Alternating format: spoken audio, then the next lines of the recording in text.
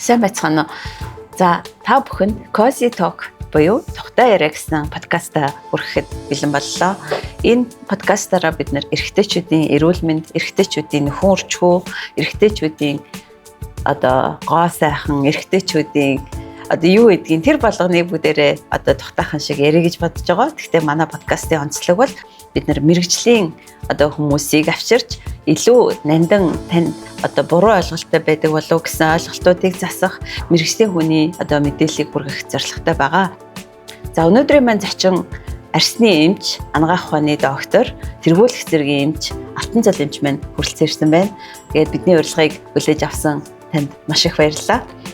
Баярлалаа. Та бүхэнд бас энэ өглөөний мэндийг хүргэе. Тэгээд ийм чухал сэдв гэдэг нь бол эрэгтэйчүүдийн сэдвийг хүрсэн асуудлаар ягаад гэвэл Монгол улсад эрэгтэйчүүдэд яг хандсан, чиглэсэн үйл ажиллагаа ямарваа нэгэн энэ эмнэлэг ялангуяа эрүүл мэндийн чиглэлээр бол асуудал харьцангуй айгүйх бага байдаг тэгэхээр яг энэ дээр яг энэ орон зайд нөхөж энэ эрчүүдтэй сайхан эрчүүдтэй зориулж сайхан нэвтрэл хийж байгаа талархалтай байна. За баярлалаа. За тэгэхээр алтан цол эмч маань өөрийгөө жоохон товч танилцуулж өгөхгүй юу? За би 97 онд анагаах ухааны их сургууль төгссөн. За арсны мэргэжлэр бараг 30 жил ажиллаж байна тийм ээ. Ажиллаж байна тийм ээ. Тэгээд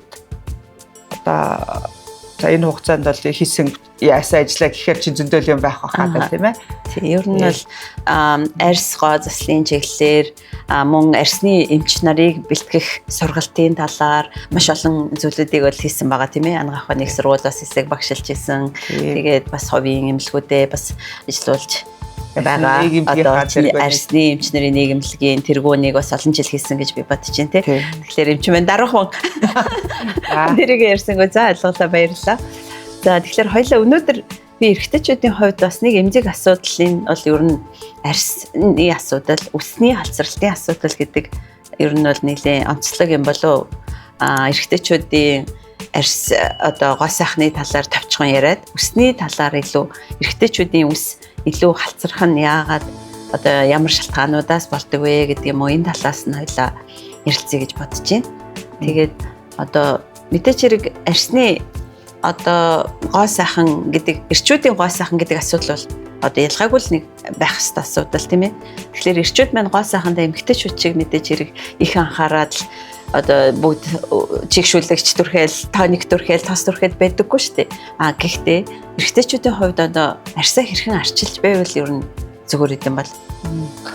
Яг гоо сайхан гэхээр нөгөө бүхий л энэ гоо сайхан гадаад байдлыг бол нөгөө эмэгтэйчүүдтэй дандаа холбоос орцсон л та.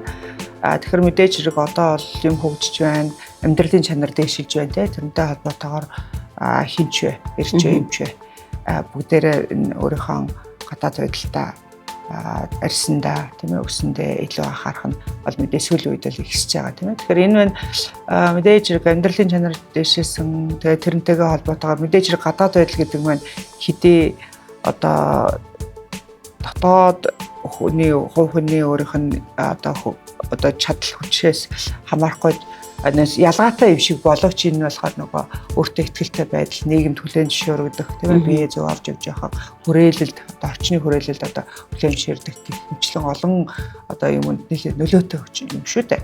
Тэгэхээр сүүлийн үед эрчүүд байна гоо сайхны харьцангуй ялангуяа өссөндөө илүү их нөгөө анхаарж байгаа шүү дээ. За тэгвэл ер нь миний бодолч биш байх гэж бодож байна. Эрэгтэйчүүдийн үс халцрах бол нэлээд эмзэг асуудал тийм үү? Тэгэхээр хүмүүсийн дод нийтлэг ойлголт өгдөг штэ. За миний даавар багасаад байгаа юм болов уу? Миний үс халцраад унлаа гэж над дээр бол жишээ нь хүмүүс их ханддаг. Тэгэхээр үс яагаад халцардаг вэ? Ямар шалтгаанууд байдаг юм бол?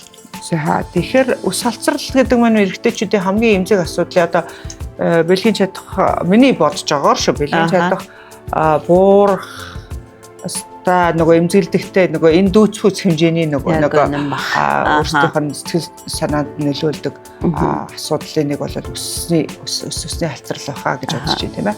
Яг ерөнхийдөө үс халцрал бол аюул олон шалтгаантай байдаг тийм ээ. Тэгэхээр мэдээж хэрэг жишээлбэл заавал нөгөө даавар юм насжилттай холбоотой ус унахаас гадна зүгээр нөгөө үрэлс өснөлтүүд байдаг шүү дээ тийм ээ. Одоо хүмүүс мэдрэлийн гаралтай гэж ярьдаг, эсвэл эрдэсвэцийн уншилтаа гэж яддаг залуу альч насанд тохиолдож болдог, ирчээ эмчээ тохиолдог ийм үрэлс өснөлтүүд бас байдаг тийм ээ. Одоо ингээд энэ тэнд нь яг ингээ бүрхий утсан. Тэр хүмүүс мөөгөнцөр гэж яриад байдаг биш үү? Яг мөөгөнцрийн гаралтай ус уналт байна л да. Гэхдээ орчин үед харьцангуй одоо нөгөө мөөгөнцрийн гаралтай ус уналтууд бол цөөхөн болсон шүү дээ. Одоо тэр болголтон л нөгөө үсээ халцартал нөгөө үсээ мөгөнцөртөж явна гэж бараг байхгүй тийм. Тэр уналт бол нөгөө хуучин бол яг хөө мэдрэлийн гаралтай ч юм уу эсвэл надад тэр эрдэс байж дутагдлаа гэдэг өсмөл одоо бол энэ нөгөө шалтгаан юун тайлбарыг хэлэхэд бол энэ аутоиммун буюу тархлааны гаралтай гэж үздэг байна тийм ээ. За тэгэхээр өнөөдөр бол бид энэ сэдв биш тийм ээ. Харин ойлоо энгийн хүмүүс ярьж байгаа учраас эмчнэр дээрээ учраас өнөөдрийн нөгөө одоо бидний гол ярих гэж байгаа юм болохоор ер нь эрчүүдийн нас явахаар 30 гараад 40 гараад за 50 гараад тэр тусмаа тийм ээ ус унж байгаа буюу энэ даавартай холбоотой ус уналтын талаар ярих юм байна тийм ээ. За тэгэхээр энэ даавартай яг хөө нэр нь ч гэсэн андрогеник аллопеци гэж ярьдаг тийм. Тэгэхээр нөгөө энэ эр дааврын гаралтай ус уналт гэсэн санаалж байгаа. Яг ингэж тайлбарлах юм бол энэ маань шууд нөгөө эр дааврээс нөгөө эр даавар маань өөрөө айгүй олон одоо үүрэг гүйцэтгэдэг л да тийм ээ. Мэдээж булчин шөрмөс яс бэлгийн одоо шинж тэмдэг тийм ээ. Эдрийг нөхцөлдүүлэхээс гадна яг арьсны хувьд юу хийдэг вэ гэдэг. Тэгэхээр арьсны хувьд болохоор эр даавар маань өөрөө нэгд ингэ тосны булчирхаа гэлээ гэсэн. Тийм ээ. Тосны булчирхаад нөлөөлөд нөгөө тослог байлгадаг. Тэгэхээр эрчүүд эмгтээчдэг бол илүү их тослог байдаг маань тосны булчирхааг идэвхтэй ажиллуулахад нөлөөлдөг буюу зохицуулдаг одоо нэг гол хэсэг багтана шүү дээ тийм гол зохицуулагч байна. Тэр нь эр бэлгийн даавар. Эр бэлгийн тестостерон шүү дээ тийм ээ. Тэгэхээр тестостерон маань өөрөө хэлбэл нөгөө илүү нүүрэгдээ тослог байна. Тослогоо дагаад магадгүй илүү батгах хандах хөдөлгөөр нь бол эрчүүдэд илүү их байна. Тэгээ эмгтээ хүн ч гэсэн бас нөгөө даавар нь өндөр байл тийм шүү дээ. Өшөө эр даавар маань арьсанд юунд нөлөөлдөг гэхээр арьсны нөгөө коллаген ширхэг гэж ярьдаг тийм ээ. Тэгэхээр арьсны коллаген ширхэгд маань шууд нөлөөлдөг. Коллаген ширхэгийн маань илүү бат бөх байхад илүү их нөгөө нийлэгчхэд одоо эр даавар маань илүү их нөлөөтэй байх юм шүү дээ тийм ээ. Тэгэхээр эрэгтэйчүүдийн арьс маань эмэгтэйчүүдийг бодвол арай зузаан байдаг тийм. Тэрийгээ дагаад арай нөгөө удаан хөвшөлттэй байдаг тийм үү. Тийм байна. Тэгэхээр энэ болохоор нөгөө арьсандаа болохоор коллаген эр даавар маань айгүй сайн нөлөөдөг. За өшөө арьсанд нөлөөлдөг маань бас нэг юу болохоор эрэгтэйчүүд маань илүү их нөгөө одоо юу нөсөөнд нөлөөлдөг. Арьсны нөсөөнд нөлөөлдөг. За яг тодорхой хэмжээгээр нөгөө эр даавар маань өөрөө илүү их нөсөөжилтийг дэмждэг гэх юм уу та дэмждэг тийм. Тэгэхээр ер нь бол эрчүүд арай эмгтээчүүдийг болол бараанд арьсан арай тийм байх онцлогтой хандлагатай. За одоо бидний гол ярих гэж байгаа маань үсний зэмс нөлөөлдөг байна. За тэгэхээр яг эр даавар маань үс уналтанд яаж нөлөөлдөг вэ гэхээр эр даавар маань яг өөрөө шууд тестостерон гэдэг нь шууд нөлөөлдөг вэ гэсэн. Тэгэхээр тестостерон маань дегидротестостерон болгож хувиргадаг нэг бас дааврын нэг бүрдэл байдаг тийм одоо хэсэг одоо гэж хэсэг гэхүү одоо дааврын нэг өөр нэг хэлбэр гэх юм байна тийм задралын явц тусаж байгаа. Тэгэхээр тестостерон маань бүгдээрээ тэр дегидротестостерон болдгоо гэхээр бас үгүй юм байна. Тэгэхээр дегидротестостерон маань өсвийн булцруун дээр нөлөөлөд өсний булцруугийн маань амар жижиглээд хорчилгаад ингэждэг болохоор тэгэхээр нөгөө тэр тестостероноос үүдэлтэй тэр дегидротестостерон их байх юм бол өснө хорч өснө унана гэсэн. За тэгэхээр тестостерон маань дегидротестостерон болоход тэр нэг фермент байдаг. Тэр хар нэг альфа 5 редуктаза гэдэг фермент байдаг тийм ээ. Тэгэхээр эр даавар их байснаас болоод ус унж байгаа биш ээ. Харин тэр альфа 5 редуктаза гэдэг фермент эцэгтэй байх юм бол та одоо 100 тестостеронтой 50 тестостеронтой байна хамаагүйгээр ихэнхийн тэр дегидротестостерон болоод өсч байгаа гэсэн. Тэгэхээр одоо энэ дээр за би одоо өөрөө дааврын бас эмчилгээ хийдэг хүний хувьд ингээд над дээр орж ирдэг хүмүүсийн дунд ойлголт нь миний тестостерон багасаад миний ус унаад байна. Эмчээ баларлаа гэдэг хэвгүй. Эсвэл заримдаа одоо яг сая хэлдгээр миний андроген ихсээд тестостерон эхлээд байгаа болохоор миний ус унаад байна уу гэдэг тий. Тэгэхээр тэр аль нь ч биш ахна шүү дээ тийм ээ. Яг тий аль нь баг аль нь ч биш гэж бас хэлж болохгүй тийм ээ. За жишээлбэл дундалд нь тэр фермент тий. Одоо хоёулаа хүмүүстэй ойлгомжтой болохын тулд нэг иймэр ярив. Жишээлбэл нэг хүн 100 тестостеронтой нормондоо байдаг гэж бодъё. 100 тестостеронтой байдаг гэжээ. Тэгтэл тэрний 20% нь дегидротестостерон болдог нормдоо. За болдог гэж бодъё. Гэтэл 200 тестостеронтой хүн байлээ гэж бодъё. Тэр чинь 20% нь дегидротестостерон бол 40 нь болчихж байгааз. Тэгэх юм бол сун тэгэхээр нөгөө тестостерон өндөртэй хүн бай тээ. Гэтэл тэгэхээр нөгөө өндөр байвал унана. Гэтэл зарим одоо өндөр тестостеронтой мөртлөөсөө тэр нөгөө фермент нь альфа таврцтаас нь хэвийн байвал итгэвтэй биш байх юм бол тэр хүн өс эдгээр ихтэй өтгөлтэй ингээ байгаад байдаг байхгүй.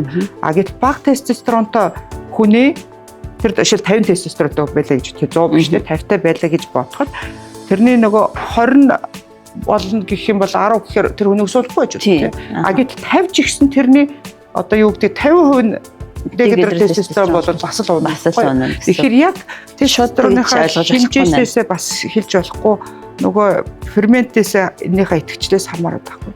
Тэр ферментээ итгэжл гэдэг маань тэр таврцтаасагийн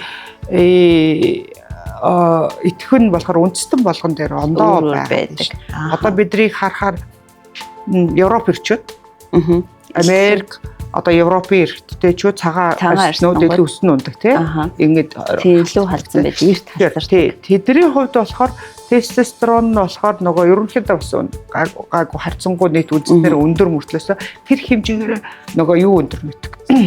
Дэгд юу нөгөө тавайлбар байдаг. Фермент өндөр нөгөө итгэвтэй байдаг байна. Аз хүмүүс биш үү тийм ээ. Аз хүмүүс болохоор жишээлбэл нөгөө юутай 90 даавар бас харьцангуй ирчүүд бас харьцангуй нөгөө Европуудад талаараа бага мөртөөсөө мөн ялгаа байхгүй альфа тавртаас харьцангуй бас нөгөө итгэх нь арай харьцангуй сул байдаг. Тэгэхээр нөгөөдөл чинь нөгөө нэг бас халцрал нь арай гайгүй. Тэгэхээр нөгөө фермент анхны дааврынхаа хэмжээс хамаарахгүй шүү дээ. Гэтэл Африкийн одоо улсууд нь шүү дээ тийм. Тэгэхээр тэдэрт бол нөгөө их ихтэй шүү дээ. Үс ихтэй. Яг уул гэсэн үг шүү. Уугал нөгөө тэр үс ихтэй, тестостерон ихтэй, альфа тавртаас фермент итгэжл байх та. Үс ихтэй, дандаа л үс ихтэй. Тэгэхээр халцралтын асуудал бага байх нь. Жишээлбэл бас энтхэггүүдийн хувьч гэх юм уу те. Тэгэхээр үндэстний бас нэг онцлог байна. Тэгвэл эрэгтэйчүүд үс халцралтаас одоо асуудалтай туллаа гэх юм бол одоо эмчилгээний ямар шийдлүүд одоо гарч ирж байгаа вэ? Орчин үед. Орчин үед үү? Орчин үеийн шийдэл байна. За яхаа ингээ хоёлаа тийм ээ эмээ эмчилгээгээ ярьж болох юм тийм үү? Тэгэхээр нөгөө яг ингээ шууд л нөгөө тэр мэдээч хэрэг гол шалтгааны эсрэг бид нар нөгөө эмчлэх гэж хэлээд нэг нэмэр онцлогоо чухал тийм ээ. Шалтгааны эсрэг. За хэрвээ үнэхээр энэ одоо удмын гаралтай жишээлбэл мэдээж ер нь бол жишээлбэл генетиктэй аав нь халдсан бол хүүнд халцрах магадлал бол бараг нөгөө 90% байгаа тийм. Тэгэхээр адилхан тэр хоёрын хувьд болохоор тэр ферментийн итгэх өндөр байдаг. Тэр фермент итгэхээс гадна тэр ферментэд дегидро тестостерон тэр болцроо нөрөө мэдрэг биш байх гэдэг бас нэг ойлголт байдаг тийм. Тэр нь бол бас бодогчтой байна. За тэгэхээр бид нар шалтгааны эсрэг юм хэрвээ үнэхээр тэр нөгөө андрогеник бицэг буюу нөгөө дааврын гаралтай ус уналт тохиолдож байгаа бид нар шалтгааны эсрэг юу гэхээр тэр 5 ферментэл нөгөө багасгах юм уулгана. Тэгэхээр тэр нөгөө ферментэл багасгах одоо тал ил юм бодно шүү дээ тийм. Тэгэхээр тэрийг бид дууруулах, ферментийн дарангуулах юм эмч зөвлөж өгөх юм. Эмч зөвлөл. За тэгэхээр тэр эмүүдийг ууж байх үед бас одоо нөгөө эмч тодорхой хугацаа хэлж өгдөг тийм ээ. Эсвэл нөгөө эмийн бас гаж нөлөө бас байдаг. Тэгэнгүүт над дээр зарим хүмүүс нөгөө би өс сургууль эм уугаад ихснээс хойш надад ийм зарим бэлгийн дур одоо хүсэл буураад байна гэсэн асуудал бас гарч ирдэг тий. Тэгэхээр Энэ бол одоо нөгөө мэдээч хэрэг хэдэн настай хүнд ямар хугацаанд гэдгээсээ ч юм уу эсвэл давхар юм өөр эмчилгээ хийх гэсэн зөвлөмж эднэр давхар явдаггүй байна эмчнэр дээр. Тийм шүү дээ. Явна. Тэгэхээр одоо яг фермент тэр нөгөө тэр ферментийг хориг хийдэг им ухаар тэр одоо финистрид дуастрид гэдэг тэр юм байгаа шүү дээ. Тэгэхээр тэр юмнуудыг маань нөгөө яг мэрэгжлийн эмчийн зөвлөл нь яг одоо хизээдэн финистридэ хизээдэн дуастридэ зөвлөх үү, ямар тунгаар өгөх үү. Финистрид тэр альфа тавртаас чи хоёр төрлийн хэв шинжтэй байгаа шүү дээ. Тэгэхээр финистрид нь болохоор нэгдүгээр хэв шинжт нь бол дөхс үнэлтэйг бол одоо дунд зэргийн хэмжээтэй зогсоодог бол дуастрид бол хоёуланд нь хоёр хэв шинжт нь нөлөөлдөг. Бөгөөд илүү их нөгөө одоо бараг 60-70% нөгөө 70-80% ч гэдэг лөө нөгөө өсвөлтийг зогсоодог гэсэн. Мэдээж энийгээ дагаад нөгөө эр дааврын нөгөө одоо юу н буурах тэрнээсээ хамаарад нөгөө нэг либидо тий бэлгийн сулралт бүргэх тиймэрхүү юунууд гажлуунуудаас гарч болно л да. За мэдээж ийм удах хамгийн бага хугацаа үр дүн гарах хугацаа 6 сар гэдэг. Хамгийн бага 6 сар тэгээд тэрнээс дээшээгээ 12 сар хүртэл байна гэсэн. Ягаад яг уу эргээд тэр имийг нөгөө хугацаанаас нь болоод 12 сар яг тунгаа таарснаас болоод тэр нөгөө нэг гажлуулсан зайлсхийх боломжтой л да. Жишээлбэл өдөр болгоо уух юм уу, эсвэл финистридээс сонгох, дуастрээс сонгох уу, эсвэл өдөр болгоо уух уу, эсвэл 7 хоногт 2 удаа уух уу. Тэгээд тодорхой үр дүн хүрээд ирэхээр нөгөө хоногийн тунгуудын бас өрчилж болно шүү дээ, тийм. Өрчилж болно шүү дээ. Тэгээд айгүй хөндөө зохистой боломжит тунгаар нь өргөжлүүлээд одоо олон жилээр хэрэгжилж байна. Тэгэхээр эмчдэрийн дундталт нь асуудал гарах юм бол заавал эргэж очиорой гэсэн үг тийм ээ. Сүүлийн үеийн судалгаар юу гарсан болохоор ерөөсөө нөгөө нийт тестостерон гэдэг нэг ойлголоо шүү дээ. Бид ч болохоор нэг D гэдэг тестостерон л багасгах байгаа шүү дээ. Тэгэхээр сүүлийн үеийн одоо нөгөө судалгаа болоод эмчилгээний таагчид дээр болохоор дуастрид ч юм уу финистрид гэдэг одоо тэр фермент хоригдлагч юмнуудыг уухта эр дааврыг давхар хэрглэж болно гэж байгаа байхгүй. Тэр тестостероныг одоо жишээлбэл 50 гарсан хүн мэдээч хэрэг өстэй ч баймаар байна, бэлгийн амьдрал нь житгтэй байна шүү дээ, тийм. Энэ тохиолдолд болохоор хоёулангийн асарч хэрглэж болно гэж байгаа. Тэгэхээр энэ дээр болохоор нийт нөгөө total тестостероных хэмжээ нь болоод өсөөлөө нөгөө хөвч нэмэлтээр хэрглэж байгаа юм чинь. Гэхдээ нөгөө юугаа өсөнд нөлөөлсөн ч гэсэн багасна гэсэн үг байна шүү дээ. Тэр ийм бас арга шийдэл. За энэс гадна зүгээр нэг хэсэг газрын биш. Хэсэг газрын гэдэг нь одоо бидний нөгөө яг түрхлэг мөрхлэг одоо юугаар хэрглэж болох уу гэж бас болно шүү дээ. Тэр янз янзын нөгөө миноксидил. Тий. За яг миноксидилийн хувьд болохоор өөрөө яг тэр ферментэнд нөлөөлдөггүй. Тий. Миноксидил болохоор нөгөө ерөнхийдөө цусан хангамжийг нөгөө ихсэгдэг. Усны болцрооны юу? Тий. Цусан хангамжийг ихсэгдэг. Цусны урсцыг сайжруулдаг тийм ээ. Тэгээд тэр хэмжээгээр нөгөө юу одоо тийшээгээ очих тэжээл байцыг ихсэгдэг тийм ээ. Өрсөлд гарах ийм үйлчлэгээтэй аюу шүү дээ. Тэгэхээр миноксидилийг ч нөгөө эмэгтэй хүний тун, эрэгтэй хүний тунгаар бас 6-12 сараар хэрэглэж байна. Тэгээ миноксидил бас яг гаж нөлөөнүүд бас байдаг л да. Миноксидил аюу сайн урдөө өгөөд ургуулдаг ч гэсэн миноксидил хасвал нөгөө нэг эргээд унахтаа илүү их унах. Ягаад тэгэхээр яг хүчилж нөгөө судсыг тэлээ суртсан. гэсэн. Хүн миноксидил нөгөө нэг үлчилжээж өшөө нөгөө судас тэлэх гэдэг. Тэгээ миноксидил байхгүй бол нөгөө судас нь эргээ агших гад гэдэг ч юм уу те. Одоо нөгөө тэжээл нь багасгах гад гэсэн ийм нөгөө юм байгаа. Тэгэхээр яг энэ дээр айгу бодууштай тунгийг үргэлжлэх хугацаа давтамжийг бас айгу эмчилгээчтэйгээ сайн зөвлөж байгаа тодорхой болсон. Тийм. Тэгэхээр нөгөө хүмүүсийн ойлголт эмч зөвхөн танд зориулаад тунгийн насанд нь өөрийнх нь онцлогт нь уналтын хэлбэрт зориулаад гэдгийг ойлгохгүйгээр зарим хүмүүс одоо нэг өөрсдөө дур мэдээж юм уугаад би тэрийг аваад уучи. Одоо онлайнаар бараг захиалчи, чат GPT-гээс асуучи, ингээд эмээ уучи гэдэг ийм ойлголт бас залуусын дундаас мэрсэр байдаг болохоор сайн сонсож аваарай. Эмчийнхаа үгээр одоо эмчийнхаа бичсэн тунгаар хугацаагаар тэр чин зайг нь хүртэл би ч гэсэн хүмүүс ингээд нөгөө зайг нь хүн болгонд адилхан бичиж өгдөггүй. Тунын ч гэсэн тухайн хүний амьдралын хэв шинж өөр иж болно шүү дээ. Тэгээ онцлог нь тэгэхээр тэр болгоныг бас эмчнэр бодолцож бичдэг шүү гэдгийг бас та бүхэн ойлгоорой гэж бодож байна.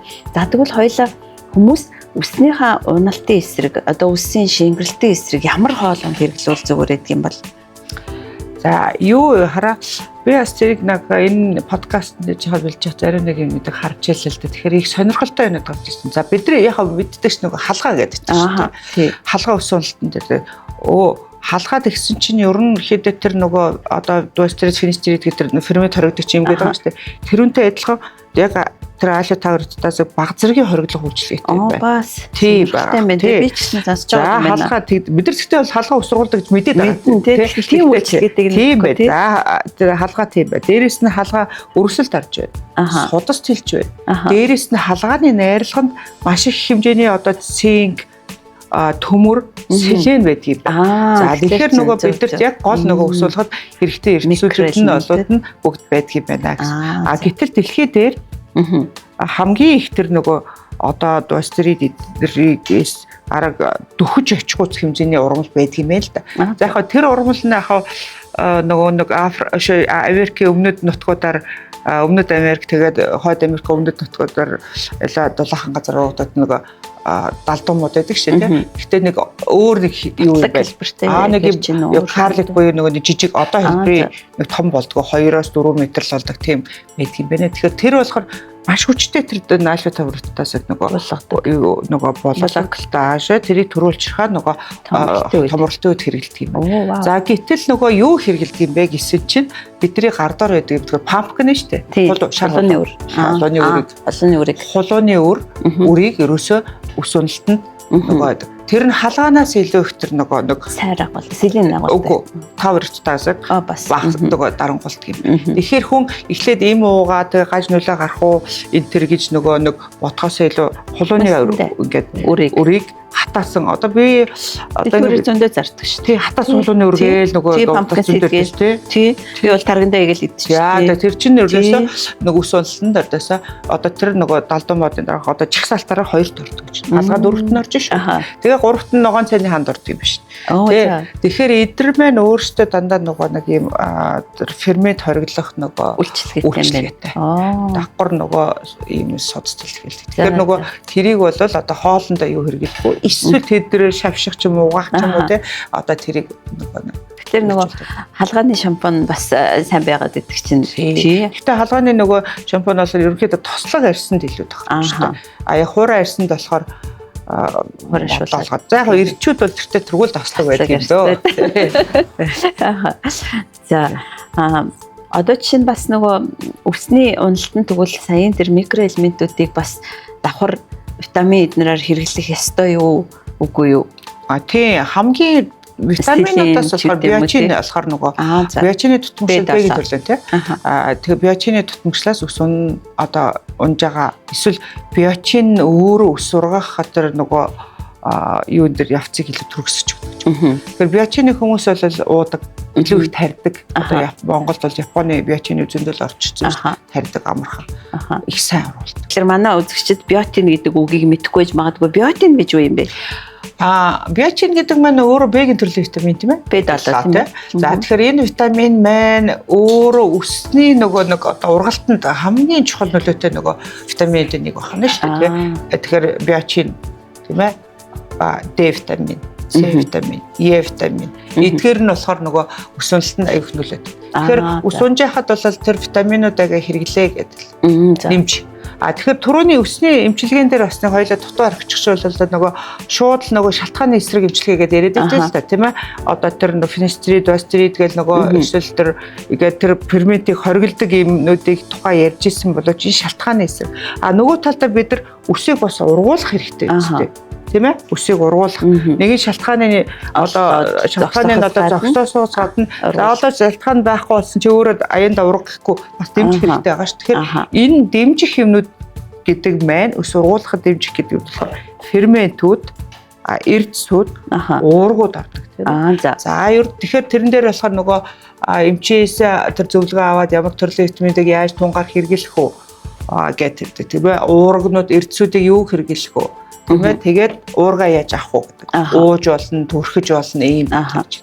За тэрнээс гадна өсний нөгөө эмийн эмчилгээнээс гадна хувь хүний өөрийн арчилгаа.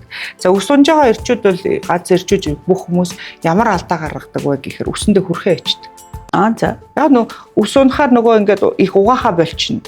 За. үсэндээ массаж хийх бол үсээ самд хаа байвч нөгөө хүрхээр унаад байгаа юм шиг санагдаад байгаа. Механик зорчрол бол унгаж байгаа биш юм уу? Биш. За. Эсрэгээр нэг тэр ус маань унж яхаа нөгөө хүн чинь нөгөө угаахаар л айгүй хунаад тэр угаахаар хараад байгаа л да нөгөө унж байгаагаа. Унтсан ус нь л харагдаад байгаа юм тий. Тэгэхээр энэ айгүй том орчилгааны алдаа байна шүү дээ. Тэгэхээр үсийг өштэй массаж хийх гэсэн.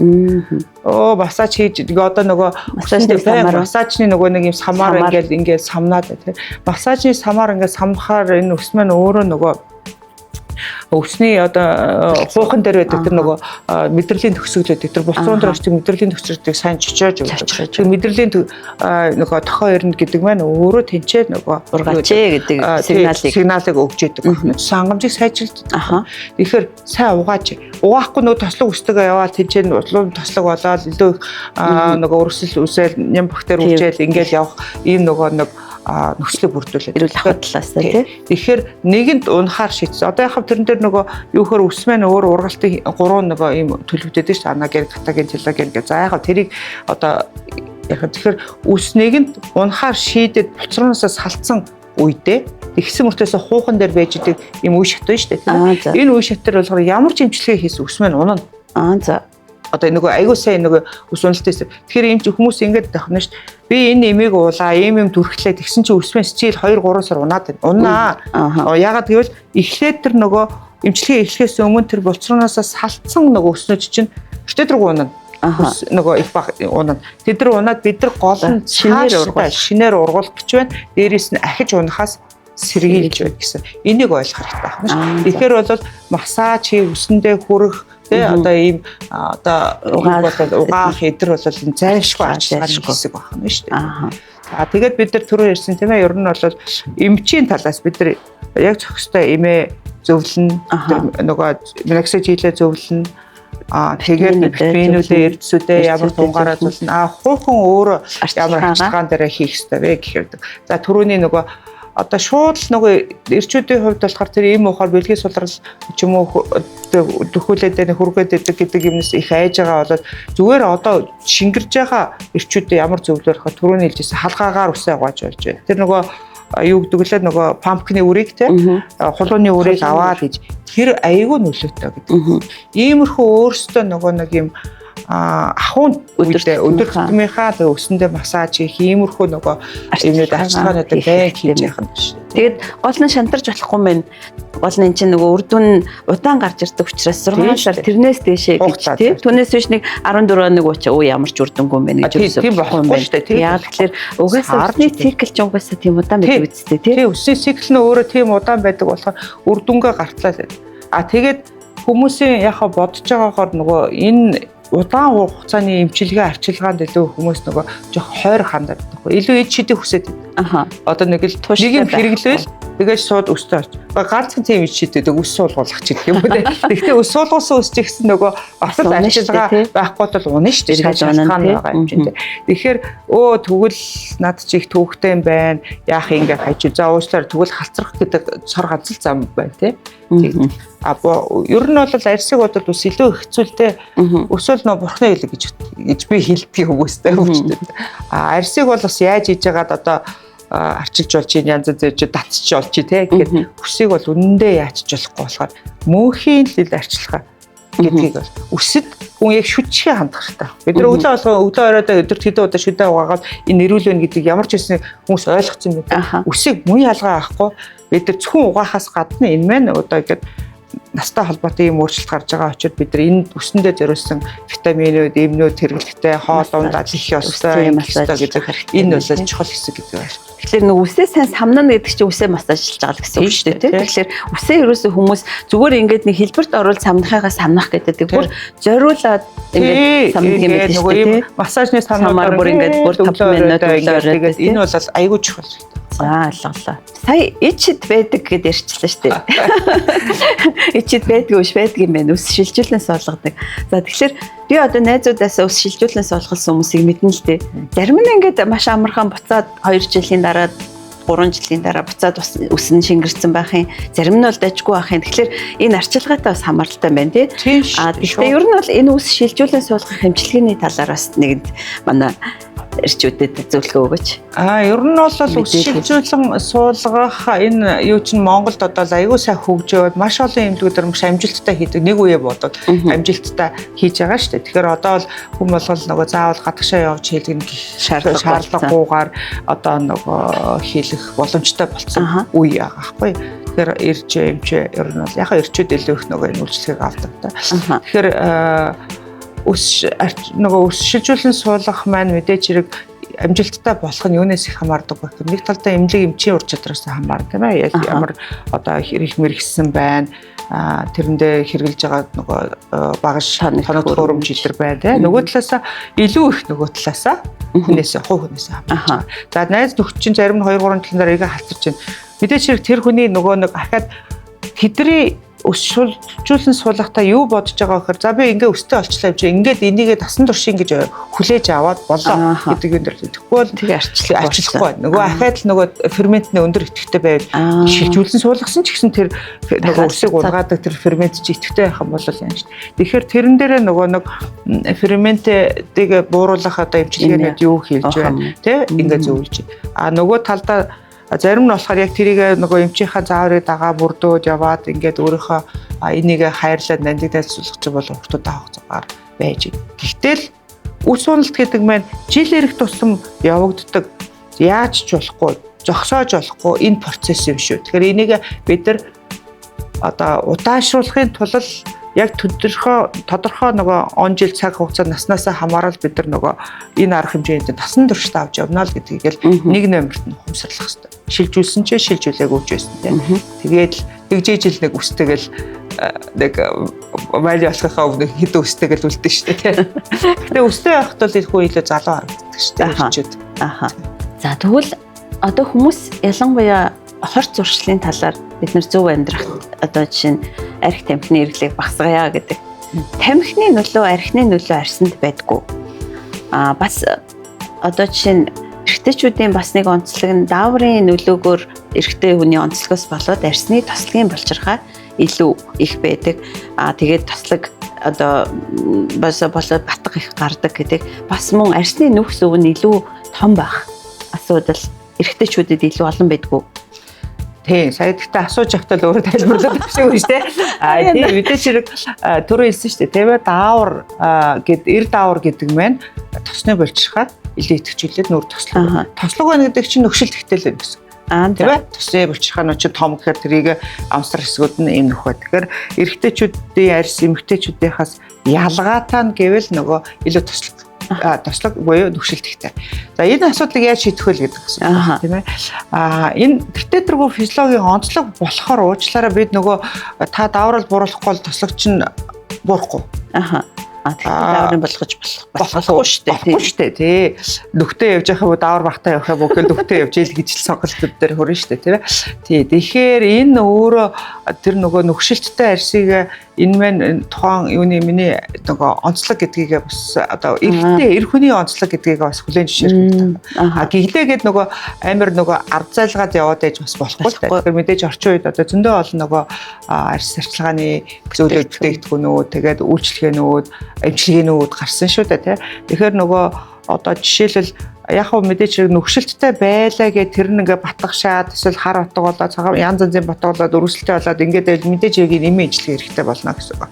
Гэтэл зүгээр ер нь нөхшилттэй байх юм бол энэ лүгээ одоо нөгөө илүү арчилгаа хэрэгтэй болоо. Ямар арчилгаа хэрэгтэй бол хэлээд өг. За арчилгаа гэхээр хүмүүсийн хамгийн буруу арчилдаг хэлбэр гэх юм бол тослог арьстай нөхшилттэй чи би энийг хатаагаад хатаач.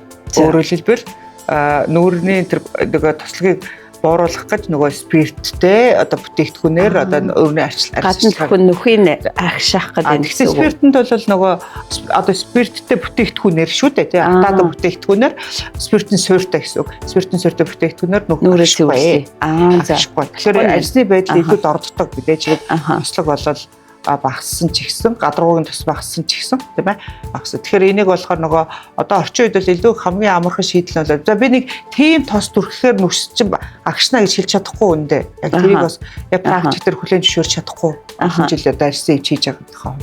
Зүгээр яхаа лазерууд дээр хийж болно тийм. Тэгээд өшөө одоо тэр нөгөө одоо RF гээл нөгөө зүйтэй RF гээл нөгөө юунууд аппаратууд байдаг те. Иймэрхүү одоо нөгөө шинжилгээ ухаан илүү илүүд дээр нөгөө бодиттой үр дүнд судалгаан дээр тулгуурсан одоо эмчилгээнүүдийг илүү сонголт хийжсэн. Тэгээд түүнээс нөх агшааж ингээл янз янзын маск ч юм уу одоо тос ч юм уу одоо аваад өгөхөөр өөртөө таарахгүй юмыг зүгээр л шууд сонгоод иж бас болохгүй гэсэн үг тийм ээ. Тийм. Тэгэхээр бас арсны эмчээс зөвлөгөө авах хэрэгтэй юм байна. Тэгээд ер нь бол эрчүүдийн хувьд болохоор нэг тослогоо бүх сүртэй их бууруул гэж бас зөвлөмгүй байгаа юм. Тосвол нь гоё штэ. Тустай шүү тий. Илүү эрүүл байд, хөгшөхгүй бай, тий. Өвчлөөс нөгөө үүсгэн баг. Гэхдээ яг гоё зохистой хэмжээнд байх арс арчилгааныхаа нөгөө өөр яг хувь хүндээ одоо тохирсон арчилгаагаа сонголтоо тэр нөгөө мэрэгжлийн эмчээс зөвлөгөө авсан дээр. Яг тэгэхээр би яг одоо яг ийм дараалал энийг хэрэглэж хэлж чадахгүй. Яг л хүн болгонд онцлог шүү дээ. Тэгэхээр зарим хүний бүтэн арьсан тослог байхад зарим эрчүүд зөвхөн тезон ч юм уу те. Зарим нөгөө тослог чившиг хураач энийг хэлж байгаа тийм ээ. Тийм дух хамар ирүү.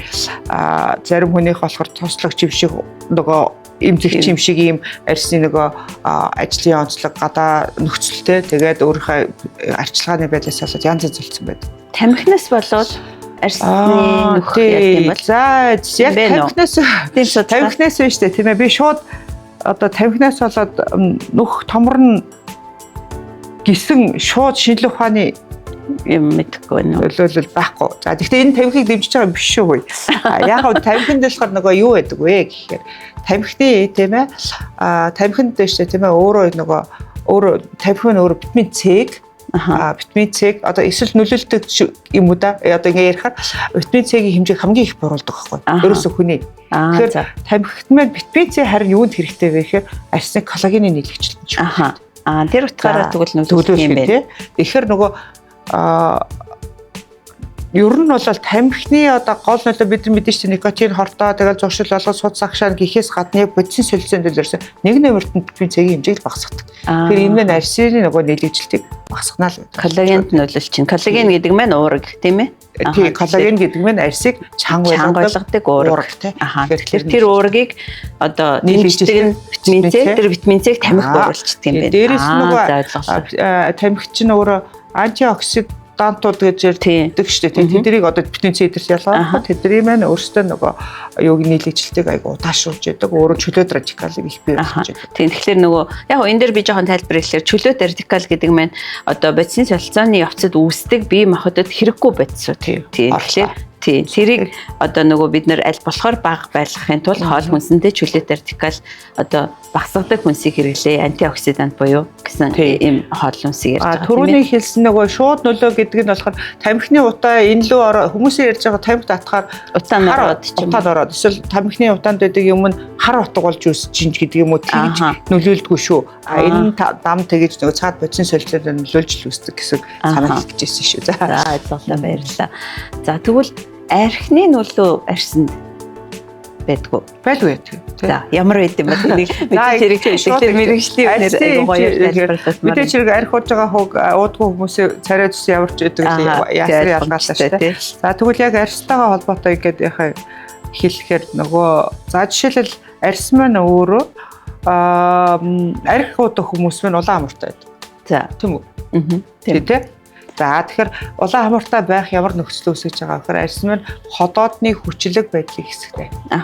За мэдээж ходоодны хүчлэг байдлыг ихсгэр ходоодны судас нөгөө тийч өргөсөл явж ходоодны судас байг тэлээстэй байг ходоодны судас тэлэхээр нүүрний судас тэлдэг энэ рефлекс байдаг.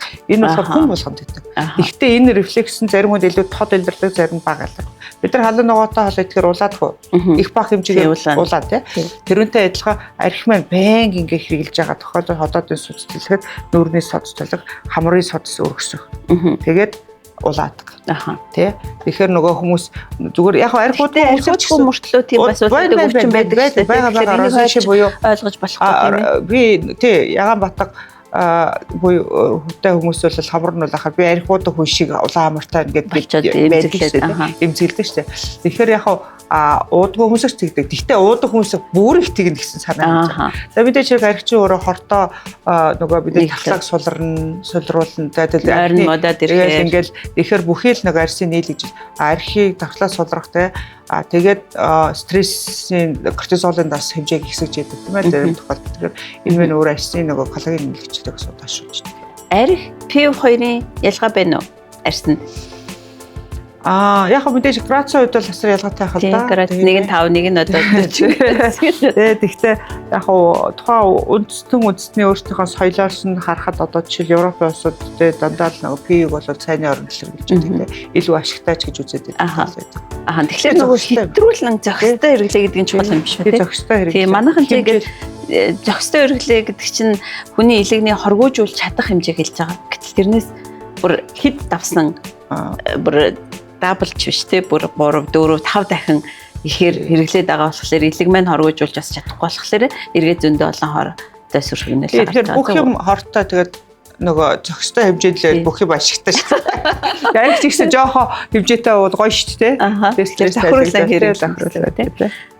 Арсны эмчийн зүгээс одоо манай эрчүүдэд зориулаад энийг анхаарж байгаарэ та нар гэж хэлмээр захимаар өгөөлөж. Юу гэхээр за яг хоо мэдээж эмэгтэйчүүдийг тэр арсын арчилгаа тэр ингээд тусгаалan зөвлөгөө өгөхөөр тэдний нөгөө яг өөрийнх хөстөөхөө онцлогоос нь хамаарат тэр болгон буулгаж авч чаддаггүй байх нь шүү дээ. Тэгэхээр яг арчил гэхээсээ илүү урьдчилан сэргийлээч гэсэн юм хамгаалаа. Тэгэхээр эмэгтэйчүүдэд нөгөө эмэгтэйчүүдээс илүү их нөгөө үс суналт арсны хөгжөлтөнд нөлөөлдөг юм байна. Стресс. Тэгэхээр стресс гэдгийн хувьд болохоор бид цаана энэ кортизол дааврын тухай л ярьж бид нар даавар гэдэг ярихаар тэгэхээр нөгөө кортизол даавар юу хийдэг талаар ингээ ярих юм бол дахиад төвхтэй асуудал байна тийм. Стресс багтаа байх. Стресс маань өөрөө одоо ямар ч нөгөө нэг одоо эрүүл хүн одоо ариулч гэдэг юм уу одоо жишээлбэл арх тамхи хэрэгэлдэггүй амьдралын зөв хэм маягтай юм шиг мөртлөөсөө стресстэй байх юм бол энэ бол одоо бүх юмнийг одоо кортизол бол өөртөөсөө аимшигтай даавар. Тэгэхээр стресстэй байх юм бол тэр үс унах хичнээн сайхан үнэтэй арчилгааны бүтээгдэхүүнээс үсэндээ им уусан витамин хэрэгэлсэн тийм. Тэгэхээр энэ стресс байх юм бол энэ одоо ямар ч нөлөө авахгүй.